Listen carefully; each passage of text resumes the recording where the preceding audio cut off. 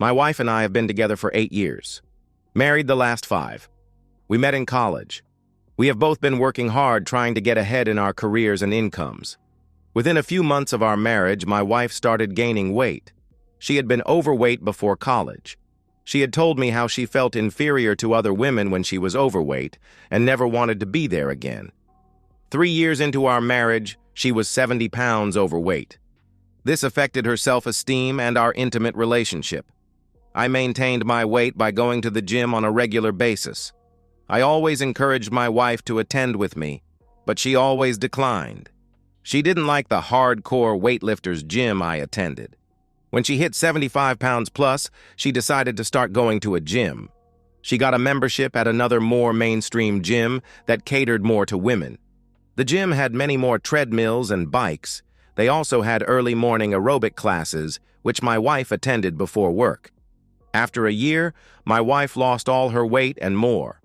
My wife's self-esteem was back, and our intimate relationship improved. After 6 more months, my wife was looking better than ever. She was now also getting a fake tan, letting her hair grow out, and dressing nicer. She looked fantastic. I looked forward to our intimate moments more than ever. Unfortunately, our intimate relationship began to dwindle. After a few months, almost nothing. She told me she was too tired from her workouts and encouraged me to take care of myself. The first time she told me this, I felt like she had spit on me. Now being in the proverbial between a rock and a hard place. The rock being trusting relationship and the hard place being, is she cheating? Not being the type of person that sits around hoping for the best. Forget the rock. If I am wrong, I will fess up and have to kiss her ass for a few months. Whereas doing nothing lets self-doubt into my life. Life is hard enough already.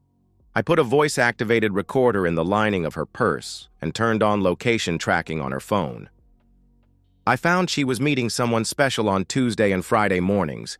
She was spending intimate time with a trainer in the gym on those days, at his apartment. His name was Jim. He was one of those health nuts, that every moment of his life was dedicated to looking good and being as fit as he possibly could. His social media was filled with pictures of himself posing, working out, or participating in some type of race. I'm not sure how I handled the next 3 weeks. I was in a mental fog of despair, angry one moment and depressed the next. I began working out longer in the morning and added a routine after work. I felt inadequate and felt improving my looks would win my wife back. I cleaned up and put on more muscle, but my wife was in her own world. She didn't notice how ripped I had become. She didn't even notice how depressed I was when I was at my lowest. Screw her. Financially, divorce would be easy. We rented an apartment. We had some money in our joint checking account. Our cars cost about the same and were about the same age. Our real savings was in her 401k savings. My work did not offer a 401k. Now for the revenge. I know. Take the moral high road and don't waste your energy on anything that doesn't improve your own life. Don't look backwards, move forward with your life. Nope. I was going to get some personal satisfaction and burn the situation down. I considered this to be my personal therapy to never look back, once I was finished. My plan was simple. Their fitness brought them together. I would take that away from them. Do not let her profit from her betrayal. Loverboy had an apartment on the first floor that faced a pool area. I bought a camera that you screwed into a light fixture, then screwed the light bulb into the camera. I pointed the camera at the Loverboy's front door. What a surprise. Loverboy was meeting with 3 other women from the gym, all married. They didn't even bother to take off their wedding rings. I also learned that Loverboy didn't lock his door when he went to the pool, and a neighbor would come by now and then to invite him back to her apartment. They were together for around an hour. So during one of his visits to her apartment, I visited his apartment and put cameras in every room. Luckily for me, he had those USB phone power adapters in every room. I replaced them with USB power adapters with motion-activated hidden cameras. I also connected them to my home computer so they would continually stream. I also took pictures of everything in his apartment.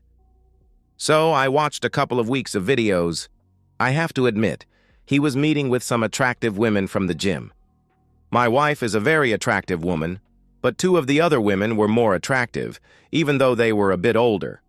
The third woman was my wife's age, but about 20 pounds overweight. Their encounters followed a predictable pattern of intimacy and interaction. He did have a confident demeanor, but by no means was he extraordinary.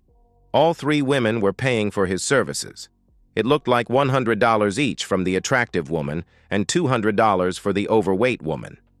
My wife wasn't paying for anything, she was trading something with him. I later found substances, and the bottle identified them as human growth hormones. Loverboy was taking human growth hormones and some performance-enhancing substances. The neighbor came by occasionally on the weekends to his apartment. They would spend time together. So, I told my wife I had a business trip to LA.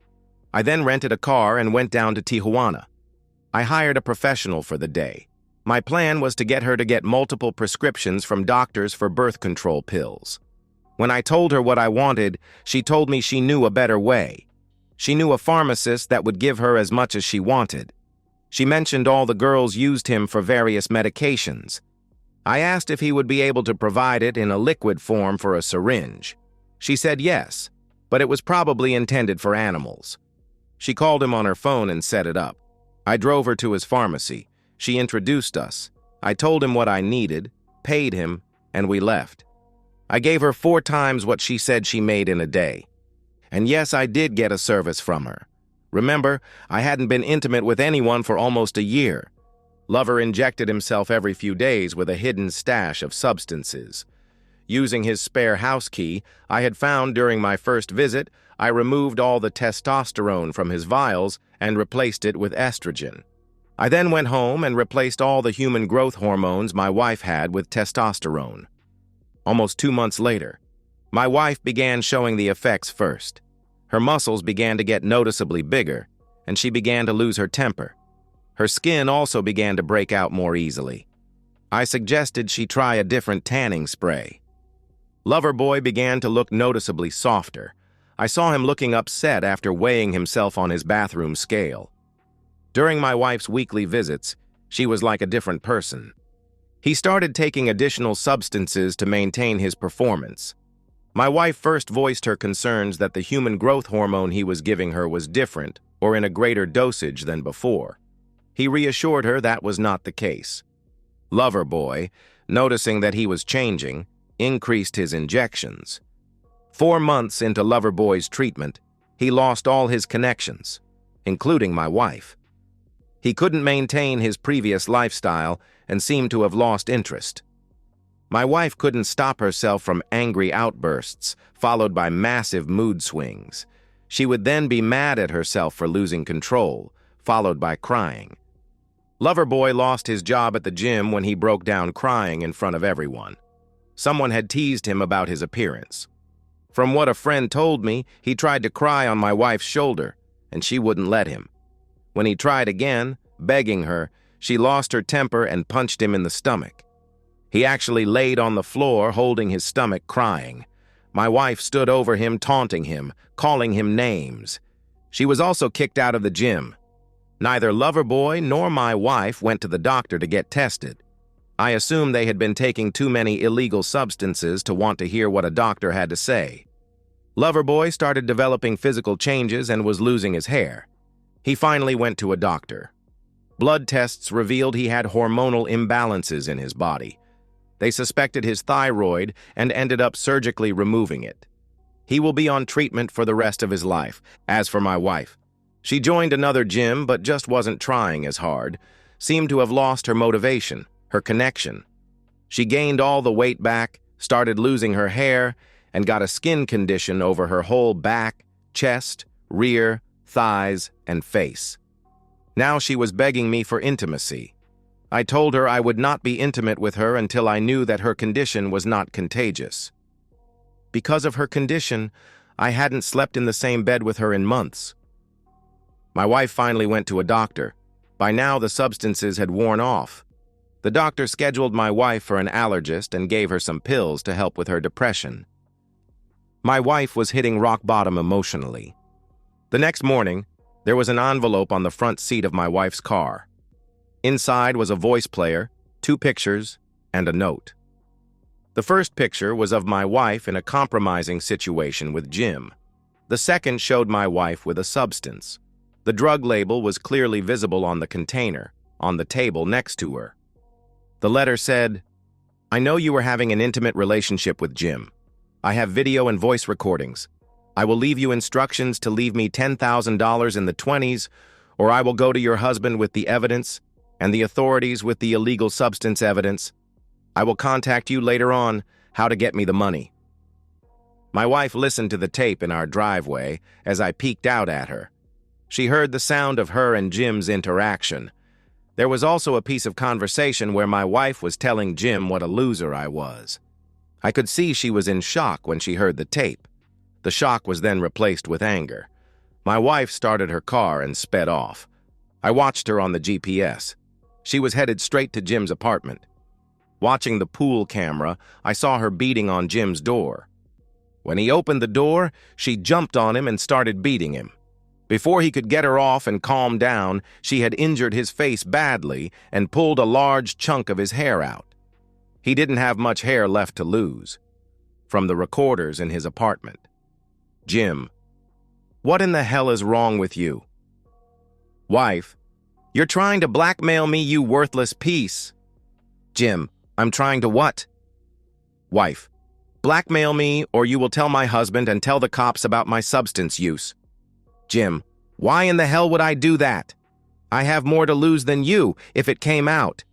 Wife: "Jerk! You don't have a wife to lose." Jim: "The substances. I could go to jail for the substances." My wife stopped talking and held out the letter. Jim read the letter and said, "Damn. Sorry, this is happening to you, but it is not me. In fact, I was just packing the last of my things. I am moving back in with my mom and dad till I can find a job and get healthy again." He handed her the letter. My wife finally noticed most of Jim's things were gone or in boxes. She then noticed that Jim had 2 black eyes and a cast from his right knee down. My wife: "What the hell happened to you?" Jim: "Your husband is not the only husband upset with me." My wife glared at Jim. "What do you mean?" Jim: "There are 3 other wives who keep confronting me." My wife screamed, "You were with 3 other women while you were with me."